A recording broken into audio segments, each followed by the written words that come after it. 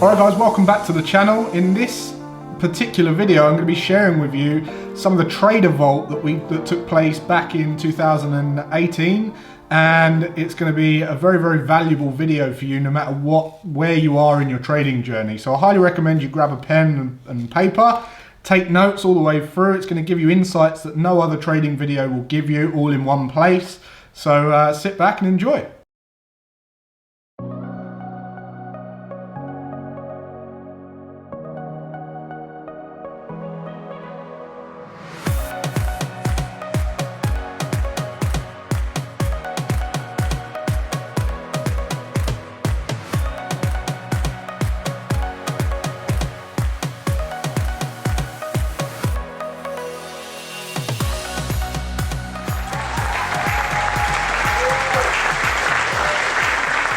The reason why I'm here tonight is that I run a little company called We Fill Events, and what we do with that company is that we're very mission-led in that our purpose is to support ethical speakers that are teaching ethical, practices and education, and really helping them to push their cause with audiences with a message that sort of matters. Now, you guys have all been in this space probably long enough to know that there are plenty of snake oil salespeople in this game. Would we agree?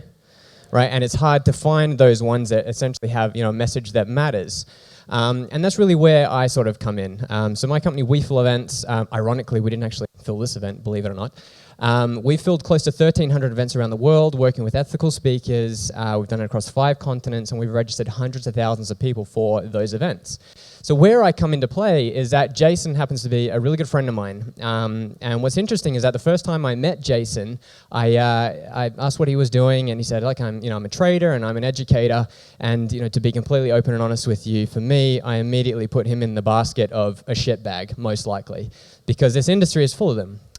But fast track a little bit, and I got the pleasure of getting to know Jason quite well. Became a good friend of mine, became a mentor, sort of by accident, I suppose. And what's really important for you, especially, is that I've seen how he is as a professional, how he is in this trading space, how he is willing to stick his hand up and really go against the norm. And I think with him and along as well as the other educators you have here tonight, they're really out trying to reform what has been a cesspool of an industry for a very long time.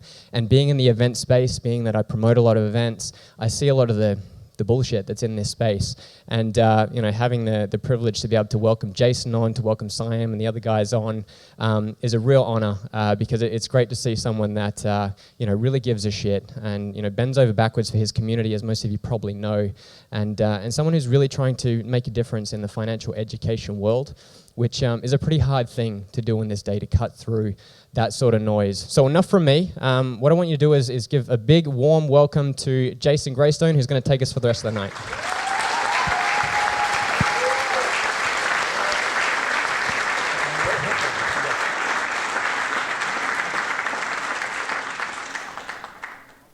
Is on. Well, it's finally here. Thanks for taking the time to come out. I know many of you come from all over the world. We've got people from Dubai, Jess. We've got people from Netherlands. We've got people from Spain, Greek, Gibraltar, people from all over the world, USA. And I'm really pumped that this event's finally come, because this was an idea that I can't really take. Oh, by the way, Josh, thanks for that introduction, man. Send the invoice. I'm just kidding. So this event was actually not my idea. A few months ago, Mike Bellafiore, who many of you know, gave me a call and he said, listen, I'm coming over to London. I'm thinking of coming over to London in the summer. Do you think we could host a big event? And I said, have you met me? And so it kind of, the idea of this event was born, and we called it The Vault, and now we've really put a lot of effort into making this what I think is going to be the most valuable trading event ever in the world, ever to this day, because what you're going to get, even if you're brand new in trading, or you've been trading for a little while, or if you're a veteran, you're going to get something from this tonight, because we're going to go through a range of topics, all the stuff that people really want to know. Not the fluff, not the bullshit, and we're going to have some fun with it. We're going to dig the soil, dig the dirt on the industry. We're going to really give you the answers that you want, whether you like to hear it or not. So that's what the Vault's all about. what comes in the vault stays in the vault, and doesn't go outside these doors, kind of thing. So, but in the meantime, I want to welcome some very special people to the stage. We've got the first person I'm going to introduce you to is a guy some of you may or may not know. He runs a firm called Amplify Trading. He's got over 13 years of experience. He's from a fundamental background, so he's a fundamental analyst. He actually developed Rand Squawk, if anyone's heard of Rand Squawk. He developed that with his brother, and he's going to give you a wealth of knowledge for those of you wondering about whether you should pay attention to news or what news you should look for, what Twitter accounts to follow and all the rest of it. So without further ado, please welcome Anthony Chung.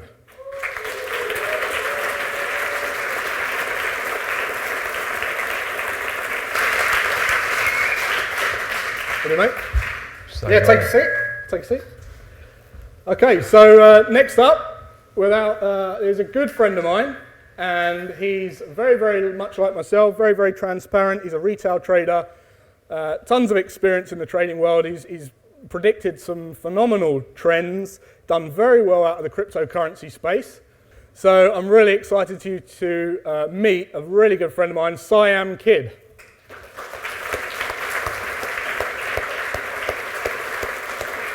What a beauty! Why did you use that picture?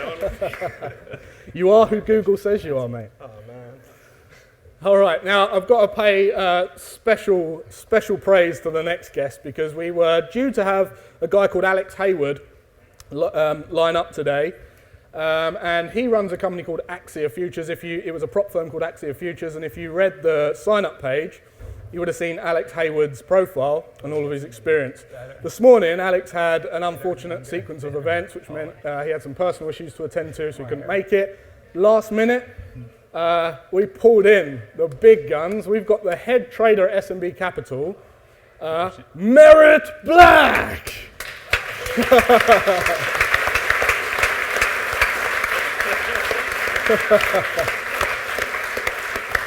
I had to say your name like that. It's such an X Factor name.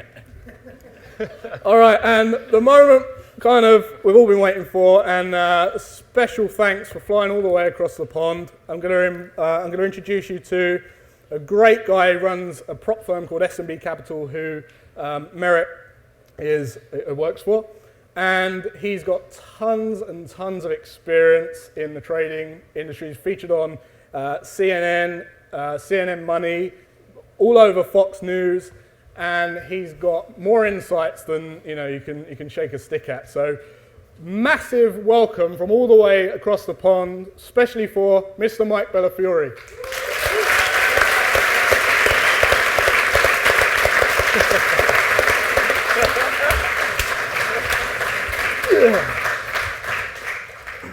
All right. So, thanks for coming, guys. This is the Trader Vault.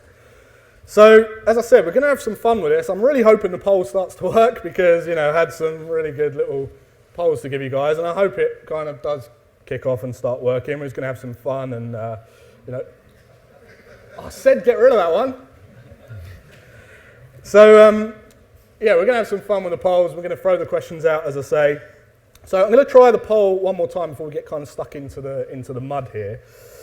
We'd be interested to know kind of what traders we've got in the room. So if you could kind of answer this one. Retail trader, private fund manager, prop desk trader, or maybe a longer term investment fund manager, something like that. If it's not working. Okay, let's have a show of hands. Who's a private retail trader? Okay, so that's a high majority of the room. Who's a private fund manager? So you manage other people's money as well as your own. If you're in the room. Prop desk trader. And more of an investment trader, maybe looking to get into more higher speculation. No? Okay.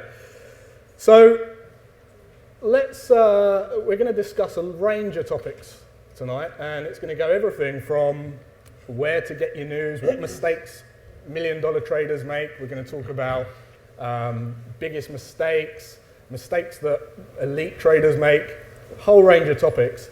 I'm interested to know what your biggest problems are, or some of the things that you'd like to see discussed tonight. Obviously, we can't, the poll kind of thing let us down big time. But maybe if we just have kind of some hands up and you throw out some ideas, who's going to be the first person to kind of throw up their hand? Anyone? Yes? It's interesting you've got the fundamental man. Yeah. Oh, hello, microphone. Yeah, it's interesting you've got the fundamental person here, because I've found recently that the news has really kind of made a fair few spikes, especially with the lower sort of ranges of bars and so on, or ATRs, if we want to call it that, for a simpler way of saying it, perhaps. So yeah, no, really, where we focus on technicals in terms of tier one. Obviously, I'm in the group. What really do you kind of feel? I'm hoping you're going to cover this in more detail, I suppose. We'll pop the question, but we'll just get some kind of. Yeah. So really, I mean, kind of like how much effect do you think that the news actually has on trading as such? Yeah, we'll cover that. Yeah. Anyone else got any news? Anyone else? Yep. Let's have some. Paul. Have one at the front, then we'll. Taming the emotion. Taming the emotion. Yeah. So, okay, trader psychology. Yes, sir. Up the back. If you're a new trader, where to start, what to trade, and what platforms? Wow, so really right from the from the beginning. How long okay. do we have? Yeah. Okay. Yep. Yes. What are your A+ setups? And Setups? yeah, A+ setups, and why do you think you have edge in them? Yeah, so edge. Yep. Edge development. We're going to go through that. Okay. Yes, sir. We'll take a few more. Is it possible to trade CFDs without reading the tape? Because I know that Mike is a fan of reading the tape. Yep. Okay, so the power of reading the tape. We'll take two more. You, sir. Yep. Yes. Your approach to dealing with black swan events like flash crashes, low liquidity, where your stop's not triggered or it gaps through the stop, and how you would deal with that and manage that risk. Okay. Those potential career-ending moments. You know what I mean? Yeah. And how you would deal with that. I'm sure Thanks. there's a few people in here that have blown accounts or two. One more. Yes. And the importance of belief as a trader from an emotional and a logical point of view in comparison to one good trade. Okay, yeah, so the importance of having belief in your system. Exactly. Yeah, I know Mike talks about a female trader, funnily enough, in one good trade. Don't look at me like you can't remember what you wrote in your book. Yeah, so we're going to cover all of that stuff. So we don't kind of need to do that. So before we get stuck right in, what I want to do with these guys is talk about the why. And I've put this up there because it's really tongue-in-cheek, the old Lambo, because people go into trading for completely wrong reasons, or they think that it's something they want and they don't. So I'm going to go along the panel. This is how it's going to work. We're going to throw up some topics, and we're going to go along the panel and kind of just build the discussion. And if you've got questions as we go, fire them away. So my question for Mike is, what led you into trading in the first place? That's an easy answer. I really, really, really didn't want to be a lawyer. So I was in law school. Okay. And two of my friends, my best friend from growing up, somebody I knew since I was 5 years old, had gotten into intraday trading. His roommate from Wharton got him into intraday trading. I was at a party. The two of them cornered me and told me what they were doing. And they seemed like they were making a lot more money than what a lawyer would make. They were clearly having a lot more fun than what a lawyer does. They don't have fun because you don't instruct them to. You didn't instruct me to have fun. Fair enough. And I, in my third year of law school, realized that, man, being a lawyer is a lot of work. It's like doing a book report, except you have to do it every hour. And I have a lot of respect for lawyers, a lot of good friends of mine who are lawyers, but I realized I was going to be really mediocre at it and didn't really like it. And so I was lucky enough to have a network of people that were doing something really fun and was growing at the time. When I first started trading, it was the beginning of electronic trading. So lots of people in the retail space can compete in professional markets. You can put orders in, you can buy stocks, you can sell stocks, you can take risk on futures, you can take risk on options. Believe it or not, there was a time when only people like Goldman Sachs and Morgan Stanley could do that. They were the only ones who could do that. And then I started at a firm that started to do the things that these tier 1 banks used to have a monopoly on. Yeah. And we built technology to be able to compete and trade electronically. And in the type of trading that we were doing, we started really kicking there. So we started doing really well. I don't know what language I can use in this event. It is Europe. It's the vault. I should probably tame it down. So that's how I got started Cool. trading. So your motivation was almost a shiny object, but you kind of enjoyed it very quickly when you got to know what it was about. So what about Anthony? What got me into markets? So I've got an older brother, Matt. He's 4 years older than me, and he always knew from day one what he wanted to do.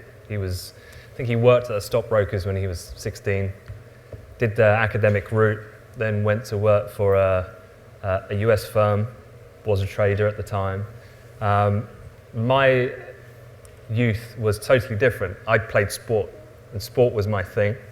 I played national level and then international level basketball for England, if you can believe it or not. Give him a round of applause there. I must admit that was literally half a lifetime ago compared to, it wasn't any time recently. But so I didn't really focus too much at school. I was too busy doing that, and I think I wanted to pursue that as a professional career at the time. A few things happened. Obviously, you have to go to the States to play, and I got to that age of 16. I didn't go in the end, so I ended up going to university, did that. Fortunately, as I said, because of my older brother, who was already in this field, I was introduced to that quite a lot. When I used to come and meet him in London, I was 17, 18, and I would go on the trading floor and stuff like that. And trading arcades back in the early noughties were quite prevalent in the city. I'm sure the same in New York, comparative to today. So I saw what they were like, and I must admit, I didn't really like what I saw, because there were some quite interesting characters back then. But what I guess that fit quite well was through him introducing it to me, it was quite a competitive thing. The role that I actually facilitate on a trading floor would be, if these guys were trading, I'm kind of there acting as the quarterback, watching the news, making sense of things as they're happening, and trying to assist these guys to be able to perform as best as they can, making sure that nothing is unseen. So for me, that actually was a reflection of the specific role that I played in the sport that I did. So it kind of just happened in a way. I definitely didn't go through that traditional educational investment bank route, that kind of thing. No. It was very different. Interesting. So you're athlete, Mike's athlete, your athletic background. Yeah. I'm just interested because of the backgrounds, kind of who gets into trading. So if you're kind of taking notes on, personalities, I know that we work with a lot of athletes, engineers, military, IT background. So what about you, Siam? I know you've got an interesting story. I got into trading through pure laziness. I'm the worst type of person to ever be a trader because I'm lazy, I don't really like working hard, and I have a bit of a gambling streak. So not very good. And my criteria was, because one thing that's always stuck with me is like, whenever someone says, you need to live within your means, I'm always like, screw that, I want more, right? So I thought, right, how can I make money in bed, in my underwear, on my laptop? And no shit, I was 18 years old, I just joined the Air Force, I was going through pilot training, that was fun, playing some cool toys. So I thought, I narrowed it down to online gambling, so online roulette, and trading. Trading seemed a bit hard, and I'm thick as shit. So I thought, I came up with a system for online roulette, a system, which I now know is the Martingale System. For those who are not familiar with the Martingale System, you double down until you win. And I got a D for my A levels. 2 Ds for my A levels maths. So I wasn't strong at maths. And I thought, what are the odds of getting like 20 blacks in a row? And I thought, pretty slim. It's never going to happen. And I've just got and I had, I think, 4 or 5 grand to my name. And no, a bit less, sorry. I had about 1 or 2 grand to my name, and I simply just, it was either red or black, kept doubling it. I started small, what I thought was small, a quid, and I turned 1 or 2 grand into 4 or 5 grand, something like that, and I was like, I am a god. It was really, my gambling career lasted about 6 hours, so I went to dinner, so in the officer's mess, you had dinner. I was like, guys, check this out. I was on my phone, I was like, look at this. And after dinner, there was about 10 to 15 of my mates crammed into my room. I was like, just watch this, guys. And it ballooned really nicely, and then in the space of like that, I lost all of my seed, or I lost everything for the 5 grand, whatever it was, what was there. They all left because it got awkward. They could see that hurt. And then this is my first big financial error I've ever made. Because I blew my seed capital, so I got an MBNA credit card with a 5 grand credit limit in like half an hour. It was so easy back then. And I blew through that 5 grand credit limit in about an hour. It was ridiculous. So what I learned was that the Martingale system works, by the way, so long as you have unlimited bets, and as in there's no cap to the amount that you can bet, and you need technically unlimited cash. Yeah. I didn't have either. And so I remember I was doing 50p a bet, and I remember there was one thing I was risking 1,200 quid or £1,000 to win 50p. What is the R multiple on that? Like 0.00001. Yeah, so anyway. Wow. Then I got into trading and then lost 50 grand in year 1, 100 grand over the first 4 years. So yeah. So safe to say it was a get rich quick kind of lane. Yeah. So anyway, I'm not someone to follow in terms of how to start. Yeah. What about you, Merritt? I was in the 6th grade, and I went to school one day, and the teacher said, we're going to be watching the stock market. And at that time, we didn't have computers or anything in the classroom. It was just, he'd bring in the newspaper, right? And so we'd take a look, and we watched it over a few days, and we would kind of draw on the chalkboard like the fluctuations and the prices and whatnot, and we kind of picked which ones we wanted to, go up or down or whatever. And I thought in the 6th grade, right then and there, this is the greatest game on earth, and I want to play this. And got my parents to drive me to the bookstore that night, and bought a book. I don't recommend you go buy this book, but it was called Rolling Stocks by Gregory Witt. And luckily for me, I did not go pick out any Benjamin Graham or whatnot, which would lead me down, Warren Buffett type approach and whatnot. But it was a technical analysis type book. It showed, hey, there's these fluctuations, essentially a rhythm, if you will, to stock movement, and you can take advantage of that. And so right there, 12 years old, I was hooked on it, and 12. It's been a self-study and learning process from then. Got really lucky, got hooked up with this guy here, and the rest is history. Amazing, amazing. All right, so really interesting stories there. I think it's interesting to see that. I put the Lambo up, but really, other than kind of merit, it was all kind of quick wins. It was quick win approach, and then it kind of changed, and your thoughts changed towards it, your approach changed, and then you have to have a real drive to actually want to do it, because if you don't want to do it and you're not determined to kind of make progress and get results from it, it's like banging your head. You might as well put your money and effort into something else. You have to actually enjoy the process. So, really interesting. The first thing that we had was news. So I want to talk a little bit about news. I know we had some banter up in the green room about about news. But before we do that, I just want to know, a show of hands really, do you take, if you're a trader, do you take into consideration fundamentals when trading? So if we just have a show of hands, it doesn't have to be like majorly, just kind of, yeah, so about just over half the room, I'd say, maybe. It's a pretty good turnout. Yeah. You're glad you come now. See, I told you. Yeah, I thought I'd be on my own. All right, so Anthony works very heavily in the news. So tell us why you think understanding politics gives you kind of a well-rounded edge in the markets as a trader.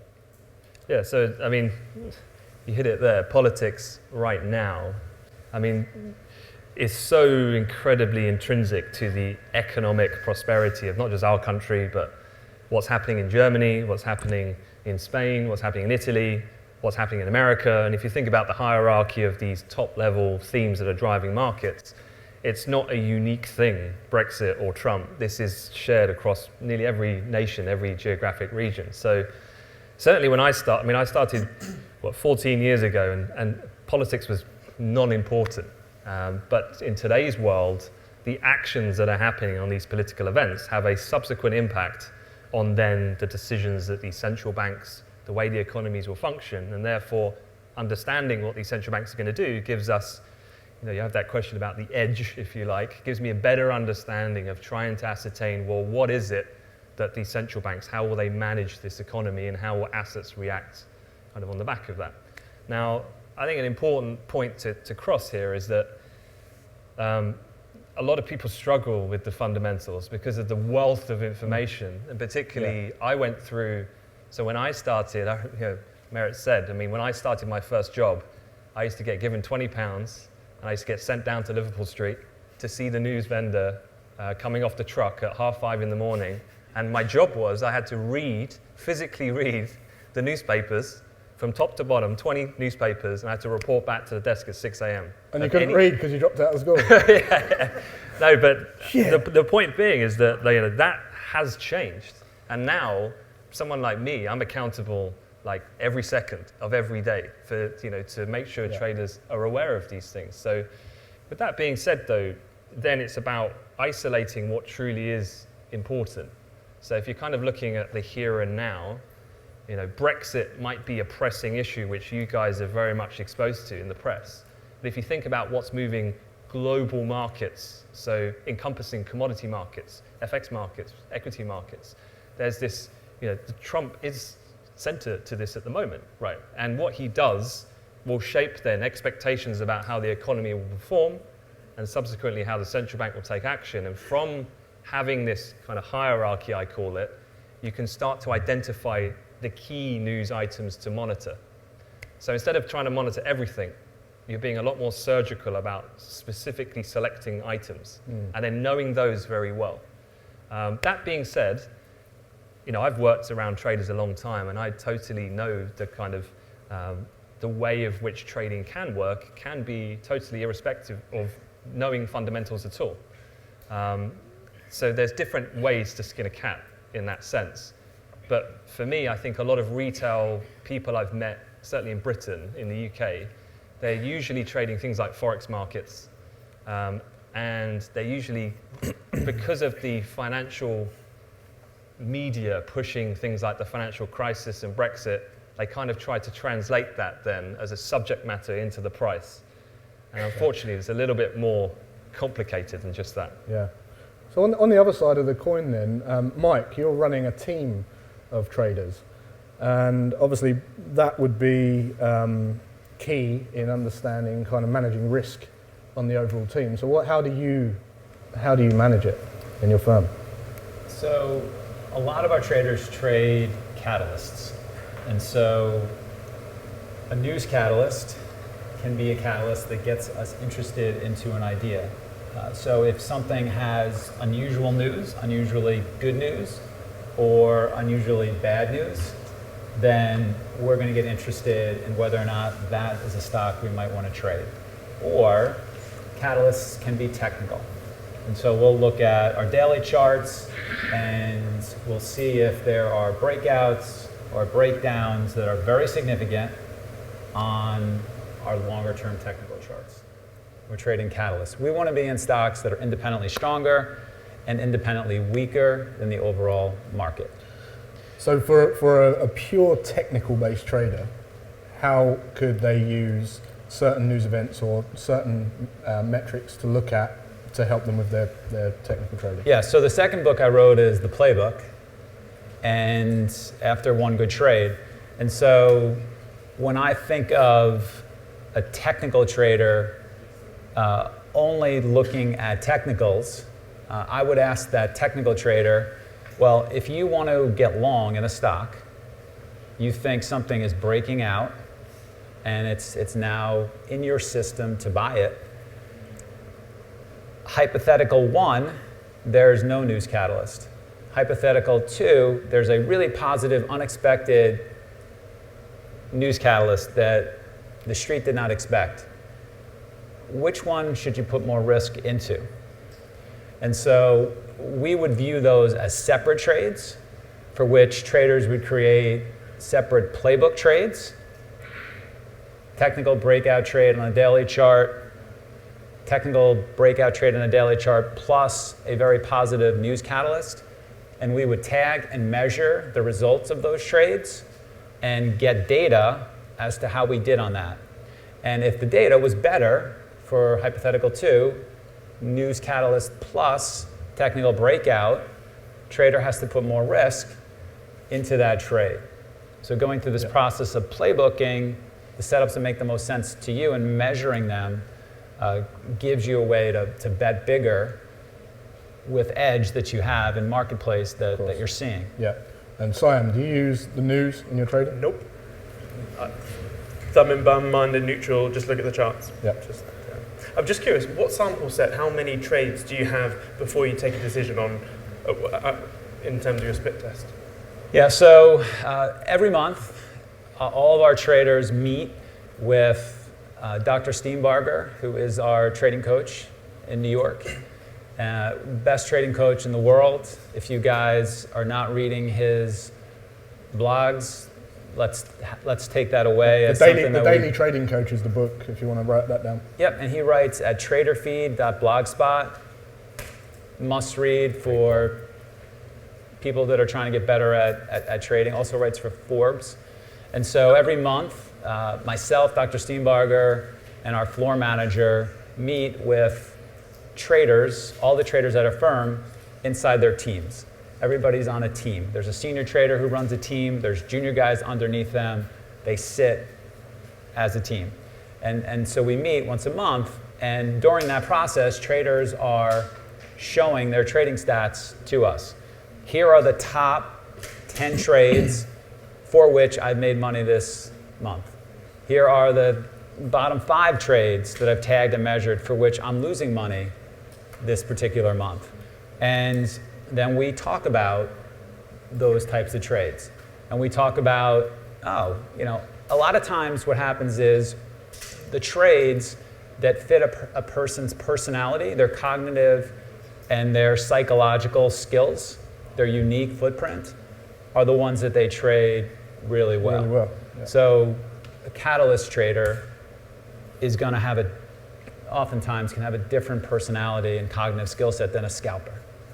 And so we meet and we go over the data and what you're doing. And this changes month to month, quarter to quarter.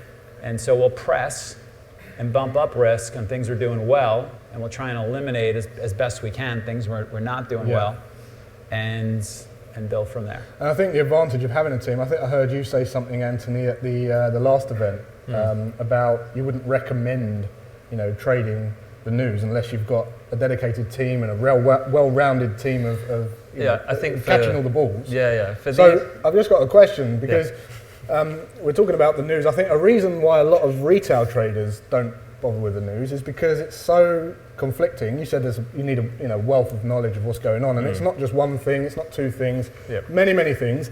And also, trading is if you're a retail trader, you're looking at what essentially is a visual representation of the market participants' reaction to news. So you're not even guessing the news, you're guessing how people are going to react to the news. So with all that going on, I mean, I've seen rate hikes. I've seen them say that they're going to devalue a currency and then see a rally. You know, it's just such a minefield. So the question is, how do you interpret all of the news to find what's actually market moving? Yeah.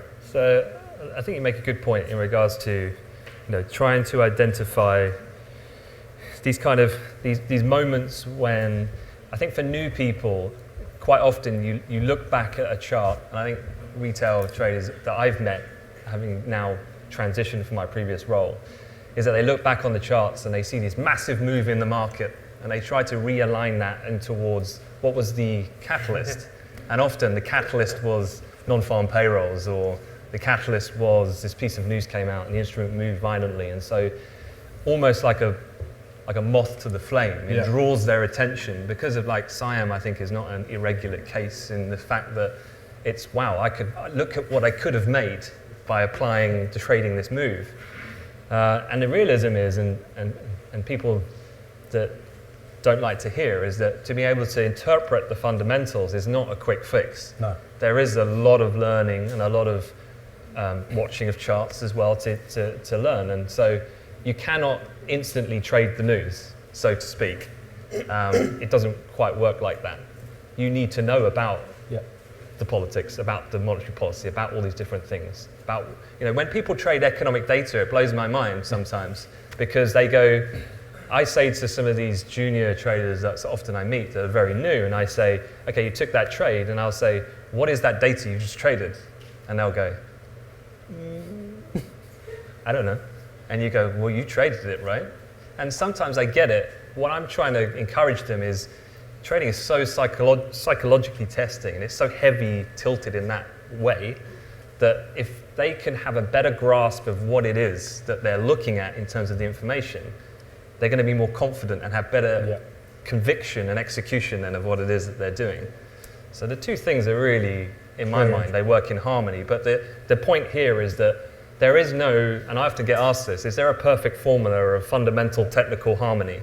And actually there isn't, because you are an individual and you yourself will need to find that process and that bias, if you like. Yeah. But like Mike said, the amount of traders, if you're 95% looking at the market in a technical way, it's almost the fundamentals of that de-risking of what if there is something, or what if I'm cross-checking to ensure the safetiness of that trade before you take it. Thoughts? You're going to say something? Yeah, I think time frame is super important as well. So take a current topic like Deutsche Bank, right? Everyone's seeing Deutsche Bank is chopping 18,000 jobs and loads of buildings, etc. So the typical beginner trader who's trying to news trade will go, oh my God, Deutsche Bank's going to go bust. Let's short the German DAX, or let's short equities full stop. And then they get steam trained because, I mean, the current trend is up at the moment with indices, and indices could carry on going up for a lot longer than you think. And that's why there's that saying of the markets will remain irrational longer than you can remain solvent. So taking something massively macro like that and then trying to short the DAX on the 5-minute chart is just plain stupid. Also, as a retail trader, like all of us in here, the news that we are getting is already old. You could have an RNS, you could pay for some good news feeds, but it's still old by the time you receive it, read it, and decipher what it is, because you have all the high-frequency trading firms where they're analysing all of the data in milliseconds, and they're placing tens of thousands of trades within milliseconds of a report coming out. And so that's why sometimes you see really bad news in the market soaring, or Trump coming into power and the market going up. All sorts of... Yeah. All right, well, speaking of Trump then. That was not planned. How does Trump affect the news? There's a question. So in SMB, what's your views on Trump? How do you handle that kind of when he opens his mouth? Yeah, it's a big factor. So lots of times we'll look for either the market to start trending in a particular direction, or we'll look for a stock to start trending in a particular direction. If you're trading a high beta name like an Apple or a Google or a Facebook or a Netflix or a Tesla, that tends to move more with the overall market as well. And so you'll be sitting in a position in the money, you'll have done the right thing, you know, you're sitting there trying to fight, not selling it too early, because we're all working on that, right? Because nobody has ever left any money in this room on the table in a winning position. It's never happened, right? Nobody's ever walked away from a trade thinking, you know, there's no way I could have made more money in that trade. It's never happened to anyone in this room. So you're in a good position. It's working. It's working. Everybody at the firm sees that it's working. We have this big scoreboard, and people can be like, that guy's the top dog for the day, and wow, what's he trading? He's trading Square. Wow, he's got 20,000 shares. Like, and you know, the trader's trying to hold it. Wow, he's trading AMD. It's just busted out. He's got 40,000 shares. He's 2 points in the money. Like, that guy's the man. Like, the desk of that trader gets visited way more often. And it can be like a guy who's like never really even made that much money. And so you see that. And then Trump will come out with a tweet. Escalate the trade war in China. I've done a deal. And it's just, the trade's just totally different. So on that point, what we would do is then, at the point of which, say, he becomes now president, I'd start monitoring to the second every tweet that he makes. What does he tweet on? What's the structure and character length of his tweet? So this is when you talk about this edge, but this is what professional prop firms and institutions demand of people like me, is they want actually data about, actually I've got a heat map of Donald Trump. I know exactly the moment he wakes up. I know the probable time of a window of 3 minutes of where a China tweet might come. I can tell you, it's 11:42 London time. Is the time of which it's most probable between a 3-minute window either side that he will say a market-moving comment in regard to China. And me and Siam are just happy with our WhatsApp group review. Like, Well, you haven't paid the super subscription yet. So this is the point. You can, there is a very distinct characteristic and method to a lot of the stuff that he does that you wouldn't think, because he masquerades in this kind of way that he does. Do you think it's him? Is he tweeting? Tippy-tapping? Yeah, I do honestly believe in his gold tower he has a Bloomberg terminal looking at the S&P 5 or the Dow, and it's like every time it comes down he's just there tweeting away. I'm pretty sure that's how it goes. Yeah, that seems to be. Brilliant. So we've kind of covered a bit of on news there. A question you threw in was kind of an interest on what the knowledge was from the majority of the audience on kind of fundamentals, or I think one of the questions was, what was the current level interest rate at the moment? So yeah, just to see what people's. So yeah, what's the interest rate? So I did a poll. Obviously, it doesn't work, but I'd love to see a show of hands for who think it's A, B, I'd say B, C. No Googling. D. Oh wow. I'd say the majority got it right. Yeah, and I use this as a bit of a case study, because for me, and like I said, there's various different ways to trade and biases around how you go about it, but the world's largest economy with the world's most powerful central bank that defines the direction for me of what sets the tone for the direction of markets, and subsequent central banks to do the same globally, and we don't know what its interest rate is. To me, that isn't quite logical. Maybe I overthink things, but it's kind of that. I'm not saying you need to have a great depth of knowledge, but there's certain competencies around these markets that I think is quite essential. Okay. So going a bit deeper then, we're going to talk about resources. I'll come to you last, Anthony. Yeah, but sure. Merritt, what kind of resources help you with your trading? What resources do you use in terms of news? Do you find something that you look at all the time? Is there specifically still on news here, or just any? Yeah, news. Yeah, news related. I don't. You don't. I'm kind of your classic. I'm not against there being a catalyst which is going to make for better price action, better price expansion, better ranges, things like that. But in terms of the news, like for example, so I focus on trading crude oil futures. That's my specialty, and each Wednesday morning, unless the week of a holiday, we come out with the EIA, right, the number. And much to Anthony's chagrin, I let him know that I never even look at what the number is. This is a weekly, massive, market-moving thing, and here's just my logic, okay? Bear with me. If the number comes out and it's bullish, am I just going to press the buy button? I am most certainly not, right? As I think you wouldn't recommend, right? Absolutely, yeah. Therefore, I'm going to need some form of, let's call it, confirmation, even if I'm now fundamentally very bullish, let's say. So I'm going to need some type of order flow confirmation, some type of price action confirmation, the market profile, different tools that I use. I'm going to need to see that give me my trade opportunities. And so, does the news necessarily help me do that better? It doesn't in my case. So I refrain from kind of keeping up with it on a close basis. Okay. But I'm very, very aware of what's going on, what releases are coming that day. It's a very strict part of my pre-market preparation. And so that I'm not caught off guard of a volatility event. Yeah. So we were talking earlier about like Iran, for example, at the moment, and some of the stuff that's happening.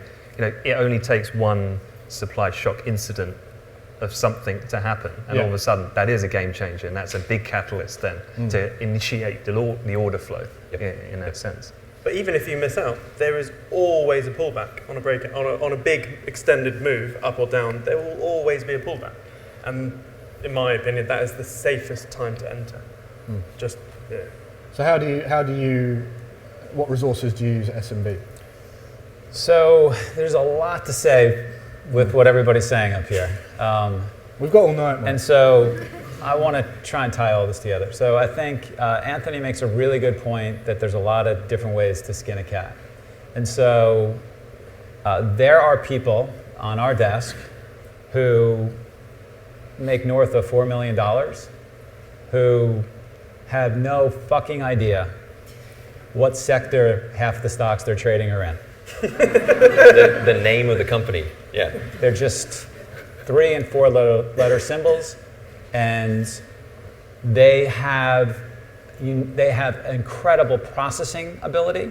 They process information quickly and fully, better than a lot of people. That is their special, unique talent. And they also don't like to take on a lot of risk.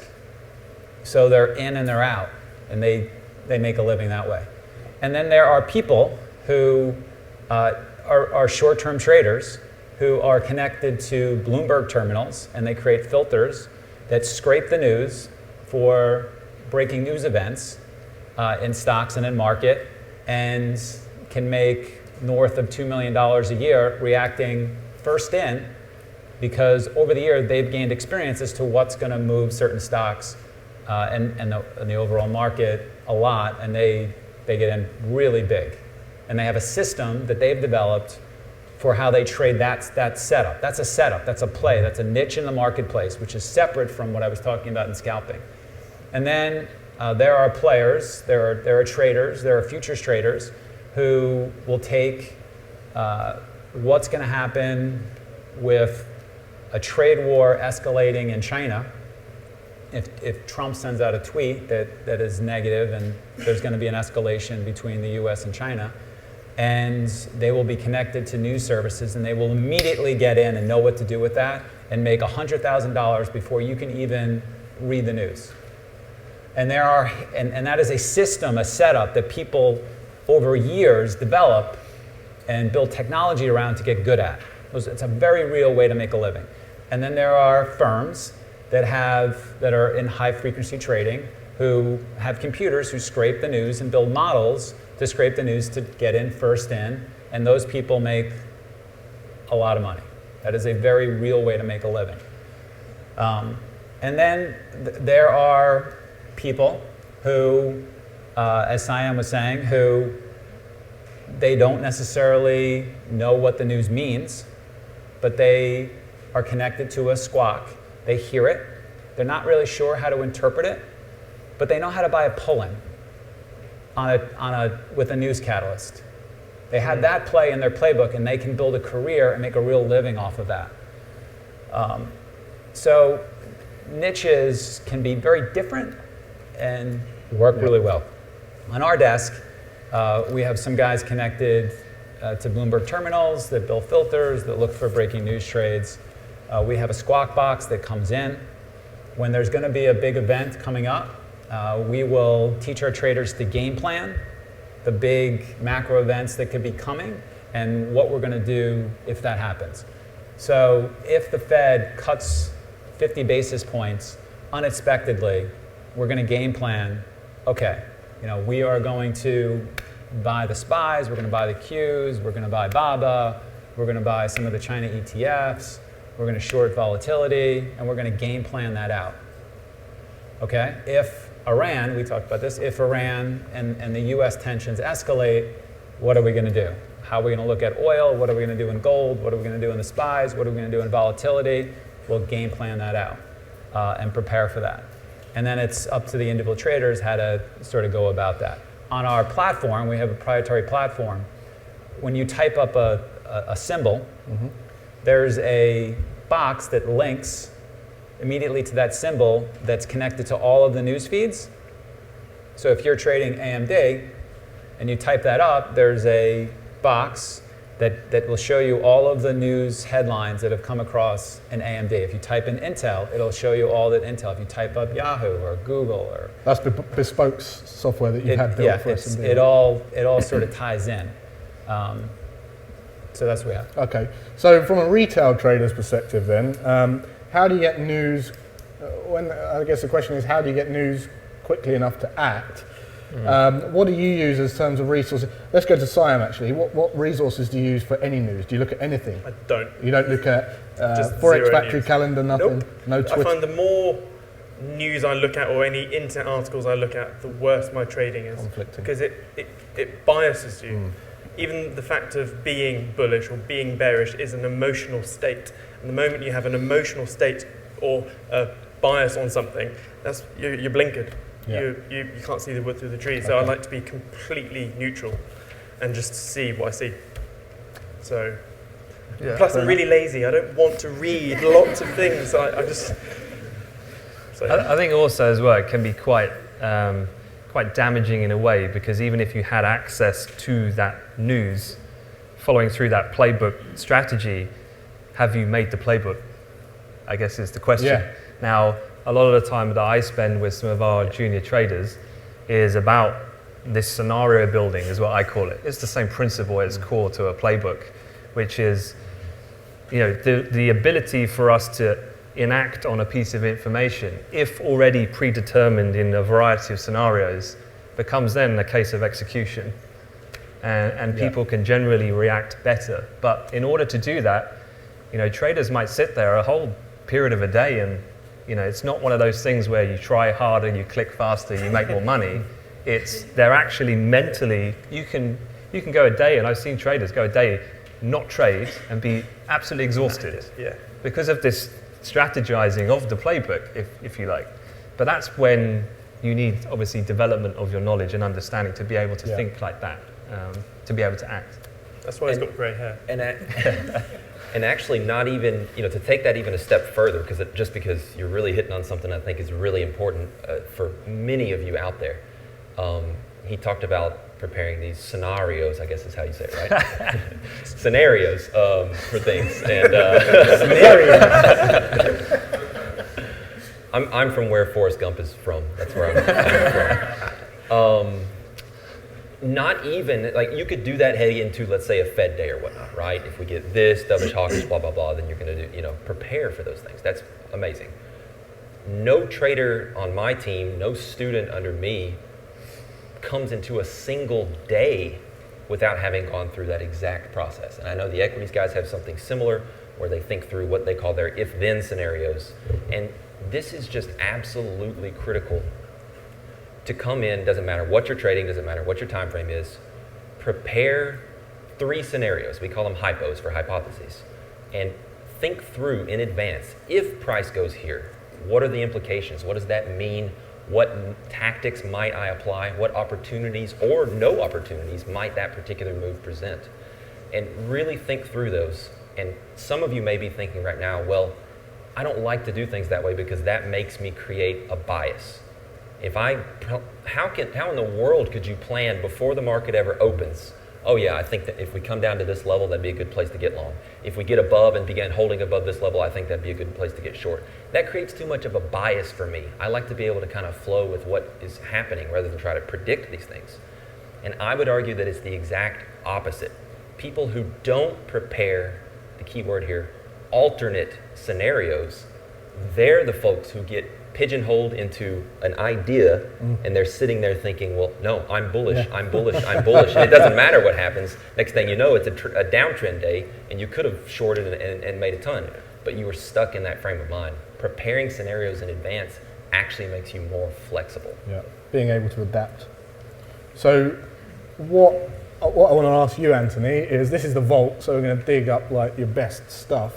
Who should we follow on Twitter? You, of course. There must be some people that you can I do hope, before I say this, that there is no one from the Bloomberg News organization here. Just want to check. No? Reuters, anyone? Because actually, to have a Bloomberg terminal costs a lot of money. I don't know if anyone's ever inquired about the cost. You know, if you've got $50,000 going spare, fine, get yourself one. But that's probably not the case for most people. So what quite a few prop firms have done to circumvent cost, let's say, is, and that's none of these people here on this stage, by the way, is they've set up basically a subscription to these major news terminals. They've now pre-programmed a bot to sit on top of these news platforms.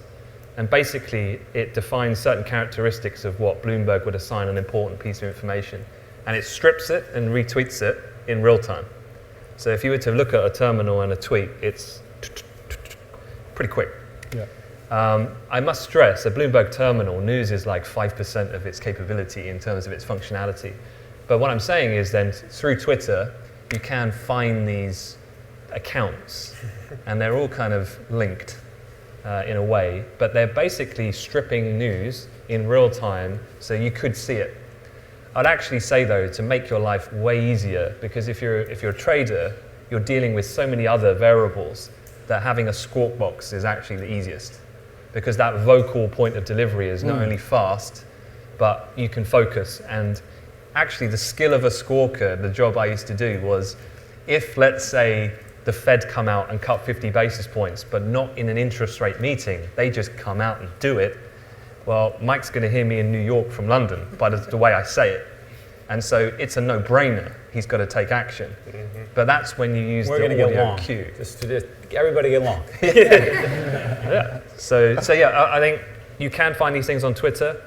Yeah, I guess tweet. There's too many for me to mention, basically, of these. But I guess I'm on Twitter. I think most of us are. Just message me, and I can share a few. I was on a desk when that happened. When I first started trading. Right. One of your biggest. One of my bigger trades when I was just sort of starting. It was during lunchtime in 2001. Right. I really dated myself, which is fine. And so it was lunchtime in 2001, and the market had pulled back after the tech bubble, and I think it was January 11th of 2001, and come across our squawk, the Fed has cut 50 basis points, and I bought as much stock as I possibly can. I went to my buying power, and the first ticks were down, and I said, holy fuck. And at the way that the firm that I started at was set up, you traded for the firm, and then they wanted you to trade your own capital. So I was trading that was the business plan of the firm, and so I was trading my own capital. So it was a quadruple holy expletive deleted, and and my partner at S&B behind me had done the same, did something similar, and I remember to this day saying holy, and then him saying, it's okay, just wait. because I was thinking, should I hit out of some, or should I, did I really just mess this up? Knowing full well that like, the market has to go up when you cut 50 basis points unexpectedly. And then sure enough, I put up some test offers way out through the money, and I was getting filled, and I was like, again, expletive deleted, in a good sense this time, because I was so in the money in certain positions, and I was like, stop selling, don't, hold on, buy more. And so that happened. Very January 11th, 2001. Remembers the day. Very cool. All right, so we're going to, in a few minutes, we're going to take a break because we've really covered a lot of news and kind of insights in the news. Is everyone okay with the temperature, by the way? Everyone all right? Yep. So we're going to take like a 5-10 minute break in a minute. And after the break, that's when we're going to really dig the dirt on kind of insights into what it takes to be successful in trading. But before we do that, last bit of insights in towards news and kind of resources. I just want some book recommendations so these guys can take notes. Best trading book. You're not allowed to answer yet, so we'll start down at Anthony. Apart from Mike's new book, The Playbook, and also One Good Trade. What's it called? The Playbook? I'll let these guys talk about the trading books. I mean, just covering the subjects that I kind of look at. As a book I often tell people to read. It's called Prisoners of Geography by Tim Marshall. And it's a book that basically explains to you in a very short form why we're at this political, populist, nationalist point that we're at now. And I think it does help make sense a little bit of why we've arrived at the global issues that we're at. Yeah. And so it does help to make sense of the news. Fine. The world's cheesiest title, Trade Your Way to Financial Freedom by Van Tharp, Dr. Van Tharp. He's like the world's best on trading psychology, in my opinion. I'll give you a book for the real world's best on trading psychology. It's called Trading in the Zone by Mark Douglas. Yeah, that's good. Yeah, that's... in fact, I would, and actually just real quick, if you're just starting out in trading, don't bother reading that book. It's a book that you need to feel some pain for a while. You need to feel what it's like to trade, and then go read it, and you're going to be like, oh my gosh, he knows me. This is me. Yeah. Watching me. Totally. Mike? So I'll say this. So have you written a book, by the way? I should really do that. I'm supposed to be writing another book, and I'm miserably behind.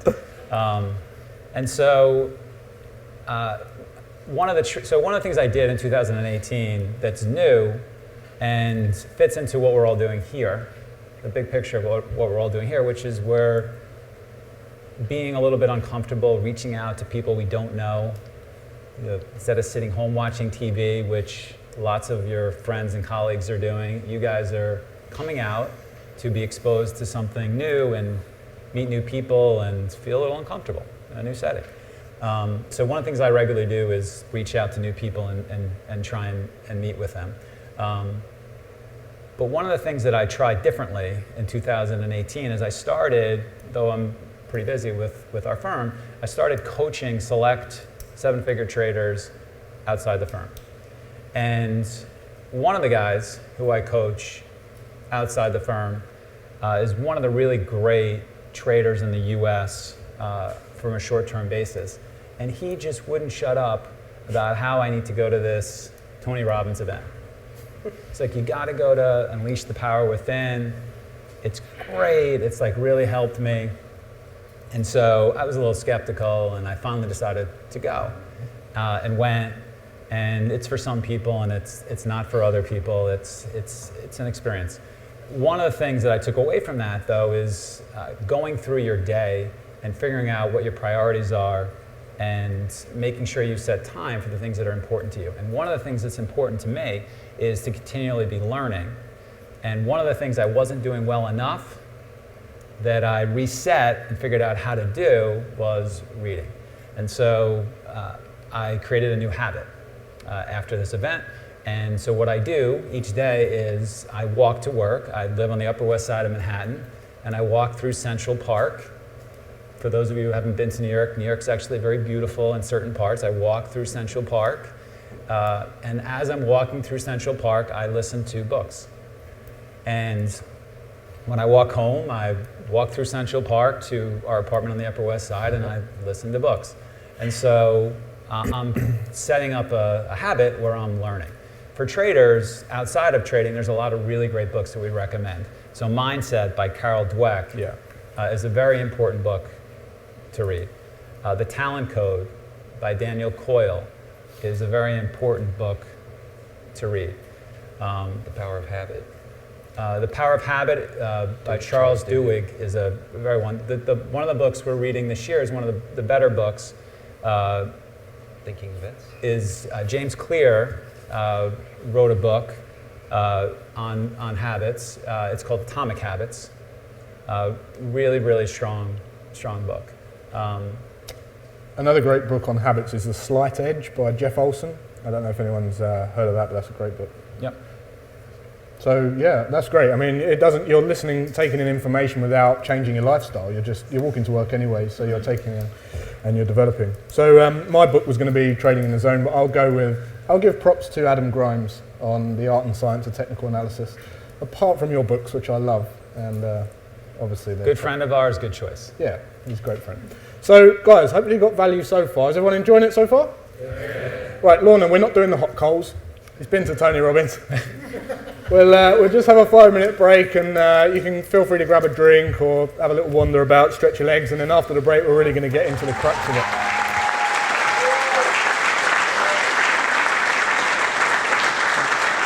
Alright guys, hopefully you've enjoyed part 1 of the event. If you want to watch part 2, which we're going to cover, we're going to get real into the nitty-gritty of the biggest mistakes. We're going to be talking about cryptocurrency, the biggest lessons that the traders have learned. We talk about psychology. We cover the top tips that they can give you in your own trading. We talk about brokers and really how to develop your edge as a trader. You can click on link below this video in the description to get access to part 2. But also, if you want to attend the next Trader Vault event, because we're going to be hosting these things year on year, making them bigger and even more valuable.